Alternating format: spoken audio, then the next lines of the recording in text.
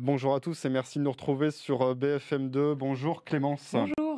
Clémence Dibou, grand reporter à BFM TV. On aborde ensemble, Clémence, la situation évidemment à Gaza, la famine toujours qui touche les plus de 2 millions d'habitants évidemment dans la bande de Gaza après 21 mois de conflit. Et pourtant, il y a une distribution alimentaire qui s'opère depuis quelques semaines maintenant par la Gaza Humanitarian Foundation, la fondation humanitaire pour Gaza, que l'on abrège aussi GHF. En quelques mots, Clémence, on peut déjà rappeler ce qu'est cette organisation?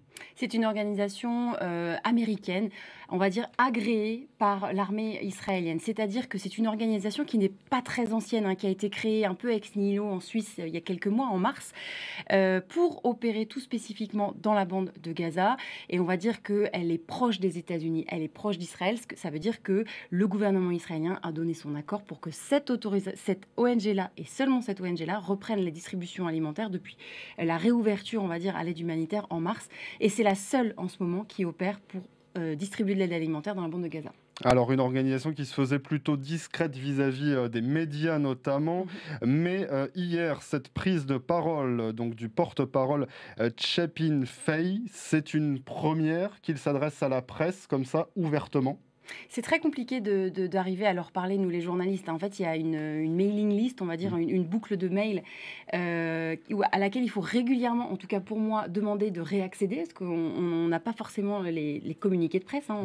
On demande régulièrement des demandes d'interview, on n'a jamais aucune réponse. Donc c'est une communication assez verrouillée, ce qui est assez rare chez les ONG parce que on a l'habitude de travailler avec des grands noms internationaux, pour n'en citer que Médecins du Monde, Médecins sans frontières, Oxfam par exemple.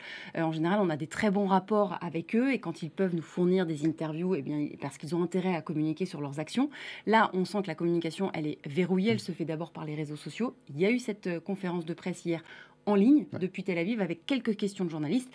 Et clairement, le message, c'était que c'est la faute de l'ONU qui ne veut pas coopérer avec la Gaza Humanitarian Foundation. Alors on va y revenir dans quelques instants, on va l'écouter.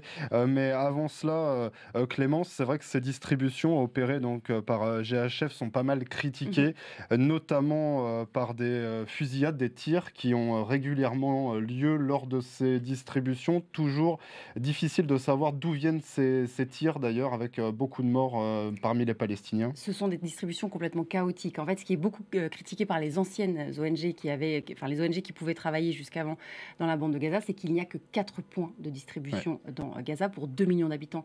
C'est très peu, il y en avait plus de 400 avant cela, dans l'autre organisation, on va dire. Et les habitants doivent venir jusqu'à ces points de distribution dans un pays en guerre, soumis au bombardement, soumis au pillage aussi, donc c'est très compliqué. Il y a des afflux massifs, évidemment, et on voit régulièrement des chaos, des fusillades, de nombreux morts. Tout le monde se renvoie à la balle, c'est-à-dire que l'armée israélienne dit que ce n'est pas elle qui tire sur les civils. La Gaza Humanitarian Foundation, qui travaille avec des gardes armés américains, des gardes privés américains, disent que ce ne sont pas eux qui tirent sur les civils. Et l'autre explication aussi qui est souvent mise sur la table, ce seraient des groupes armés qui essaieraient de prendre l'aide humanitaire pour eux. C'est difficile de savoir parce que malheureusement les journalistes étrangers ne peuvent pas aller sur place. C'est très compliqué de savoir ce qui se passe. C'est vrai que parfois il y a des images qui sont publiées où on voit régulièrement, clairement, des hommes masqués qui faisaient plutôt penser à des gardes privés occidentaux qui mettaient par exemple du gaz lacrymogène, c'est la dernière image que j'ai en tête, sur des civils qui étaient en train de prendre de la nourriture. Alors on dénombre, selon l'ONU, plus de 800 personnes tuées en tentant de se procurer de la nourriture depuis la fin mai, dont 674, c'est ce que dénombre l'ONU mardi dernier, à proximité justement de ces sites de distribution. Et donc le porte-parole qui expliquait hier dans cette prise de parole que ces incidents les plus violents qui ont fait le plus grand nombre de victimes sont liés à l'ONU. C'est ce qu'il expliquait hier pour se dédouaner en quelque sorte des incidents qui ont lieu près des points de distribution. Il explique travailler à améliorer la sécurité.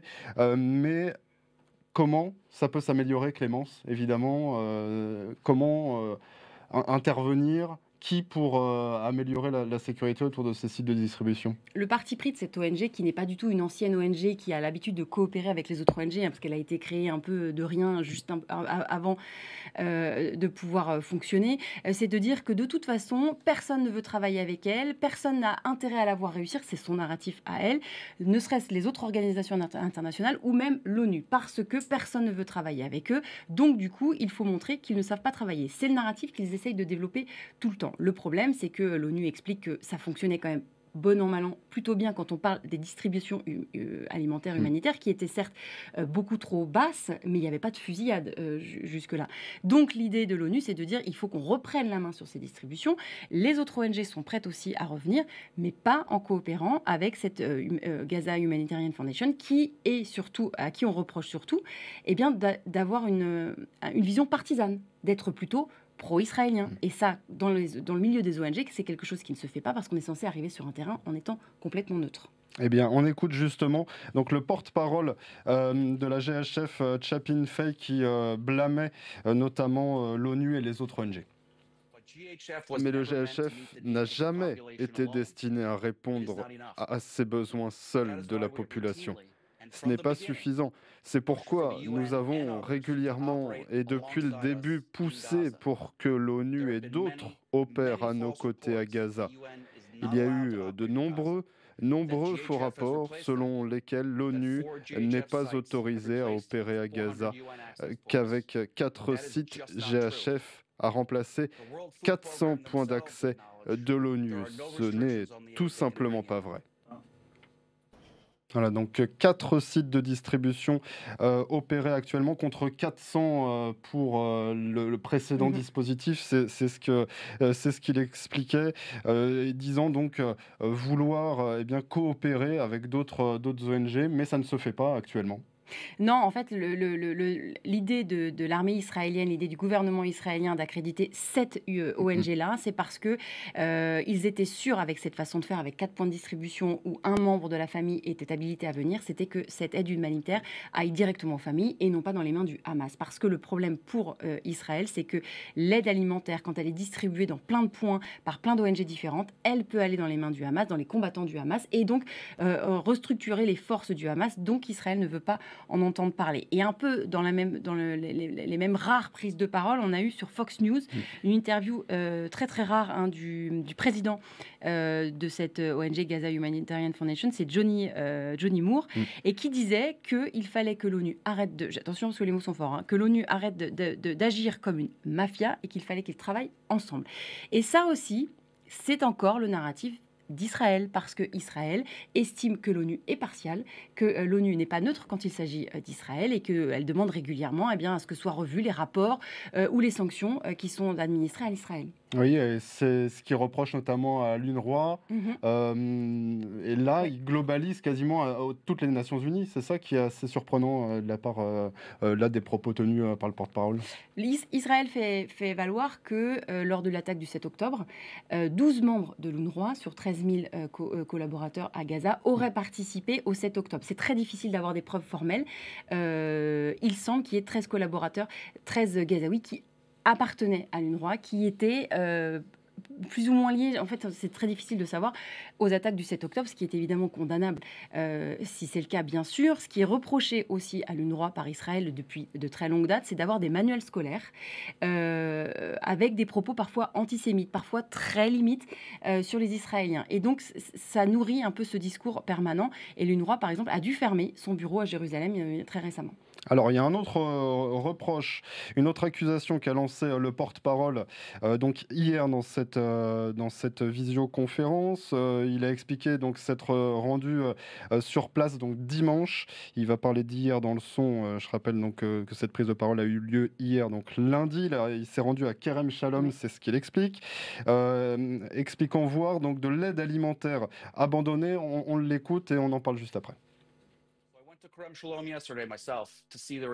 Alors, je suis allé à Kerem Shalom hier, moi-même, pour voir la réalité, et je veux vous parler de ce que j'ai vu là-bas. Hier, j'ai effectué 2 voyages du côté de Gaza au passage de Kerem Shalom. C'est la zone de rassemblement à l'intérieur de Gaza où l'aide approuvé par Israël est autorisé à être distribué aux personnes. Ce que j'ai vu était perturbant. De la farine désespérément nécessaire pourrissant sur le bord de la route, du riz périmé en provenance de Jordanie et des fournitures médicales déjà perdues. Alors déjà, un mot sur Kerem Oui. Shalom, Clémence, puisque vous vous y êtes rendu plusieurs Oui, fois. c'est le seul point de passage pour l'aide humanitaire entre Israël et Gaza. C'est le seul point de passage ouvert tout court, hein. C'est une zone contrôlée notamment par l'armée israélienne. C'est pas une base militaire, mais c'est largement contrôlé par l'armée israélienne. On ne rentre pas comme ça. Souvent, on est invité. On a pu venir voir effectivement là très récemment, il y a un mois encore, cette aide humanitaire. Alors moi personnellement, j'ai pas constaté de produits périmés dans la zone où on a pu aller. On a vu des camions qui étaient fouillés. C'est très fastidieux parce qu'en fait la cargaison arrive soit d'Égypte, soit de Jordanie. De là, il faut décharger toute la cargaison. Il faut la faire vérifier par l'armée israélienne, parfois avec des chiens, parfois avec des scanners, la recharger, puis ensuite partir vers la bande de Gaza. Donc tout cela prend du temps, évidemment, ça crée un engorgement. C'est plutôt un endroit moderne, on va dire. Mm. J'ai pas vu d'entrepôt croulant. Après, évidemment, on nous montre un peu ce que l'on veut, mais je n'ai pas constaté la même chose que le porte-parole de la Gaza Humanitarian Foundation. Et pour appuyer ce propos, il y a ce tweet donc sur le réseau social X de la Gaza Humanitarian Foundation que l'on va voir dans quelques instants. Normalement, ce tweet, alors où ils reprennent eh bien une photo donc d'un camion, voilà, avec de l'aide humanitaire, d'une source l'on ne connaît pas, mais c'est le compte authentique par contre de l'organisme. C'est très particulier là comme méthode de communication. En fait, ce tweet, cette communication, elle est très intéressante, non pas forcément pour l'information qu'elle délivre, parce que c'est un site, elle prend open source Intel, c'est un site internet c'est un compte Twitter qui est assez X, qui est assez suivi, qui reprend des images d'intelligence, mais c'est pas une source officielle, Ouais, on va voilà. dire. Or, je n'ai jamais vu d'ONG qui travaille en montrant des sources qui ne sont pas officielles. Il y a des communiqués de presse avec des remontées de terrain de leurs propres agents, mais en général, on ne cite pas des sources qu'on ne connaît pas bien. Et c'est vrai que c'est assez révélateur de la communication de cette ONG et c'est pour ça aussi que les autres ONG lui reprochent d'être partisane et d'aller chercher donc effectivement des informations un peu à droite à gauche pour étayer leurs propos. Et là, le propos, c'était de dire que le Hamas demande à ne pas communiquer d'images sur la distribution alimentaire. C'est difficile d'en avoir une preuve formelle quand on voit ce tweet. Alors beaucoup de critiques et malgré tout la situation continue comme cela, Clémence, il n'y a pas de changement à venir et pourtant on voit eh bien, tous ces pays se mobiliser. Il y a eu cette signature de 25 pays qui appellent à la fin immédiate de la guerre et aussi à la rentrée de l'aide humanitaire en grande quantité, massivement, immédiatement. C'est ce que disait le représentant de la France à l'ONU, Jérôme Bonnafont, le 16 juillet dernier lors du Conseil de sécurité de l'ONU. Mais rien ne se passe plus que ça. Ça reste vraiment une situation bloquée. L'Union européenne essaye de faire quelque chose parce que ce que l'on comprend, c'est Israël redit encore que l'aide humanitaire peut rentrer dans Gaza si elle ne tombe pas dans les mains du Hamas. Donc il faut une source neutre, fiable des deux côtés pour pouvoir produire cette aide alimentaire. Là, on voit que c'est très chaotique avec cette ONG. Ça pourrait se faire via les pays de l'Union européenne, notamment par exemple la France, qui serait digne de confiance et de la part des autorités dans la bande de Gaza et de la part d'Israël. Et l'Union européenne essaye un peu de tordre le bras à Israël, enfin de lui proposer de mettre en place cette distribution alimentaire via la crédibilité de l'Union européenne. Ça pourrait être une des pistes de sortie de cette crise alimentaire. Il y a eu un accord trouvé le 10 juillet dernier, annoncé par la haute représentante de l'Union européenne pour la politique étrangère. Reste à être mis en place. C'est toujours ça derrière, après les paroles, les actes. Alors qu'il y a urgence, parce qu'on nous décrit une situation de famine depuis des mois et à chaque fois de plus en plus compliquée, de plus en plus difficile. Et un dernier mot, Clémence, vous qui étiez, dans la région, il y a quelques jours, encore, le ministre des Affaires étrangères, Jean-Noël Barrot, Mmh. qui, demande aujourd'hui à ce que, la presse libre et indépendante puisse accéder, à Gaza, évidemment, pour se rendre compte de ce qui se passe sur place. C'est évidemment quelque chose qui manque cruellement aujourd'hui, puisqu'on ne peut pas se rendre à Gaza quand on est journaliste. On ne peut pas se rendre à Gaza quand on est journaliste étranger, donc il y a des journalistes gazaouis à l'intérieur de l'enclave. Et nous, journalistes étrangers, on ne peut pas s'y rendre, ou alors au compte-gouttes, à de rares exceptions près, avec l'armée israélienne. Moi, c'était mon cas l'année dernière, sauf que j'étais en bed, ce qu'on appelle en bed avec l'armée israélienne dans les tunnels de Gaza. Impossible de parler à la population et surtout sans avoir quelqu'un avec nous. Donc, et c'est une demande qu'on fait régulièrement et nous n'avons pas de réponse. Reste à voir si ce sera suivi des faits, cette demande du ministre Jean-Noël Barrot. Merci beaucoup Clémence Dibou d'avoir été avec nous pour décrypter cette situation, grand reporter à BFM TV. Merci de nous avoir suivis sur BFM2. Restez bien avec nous, un nouveau direct à suivre dans quelques instants.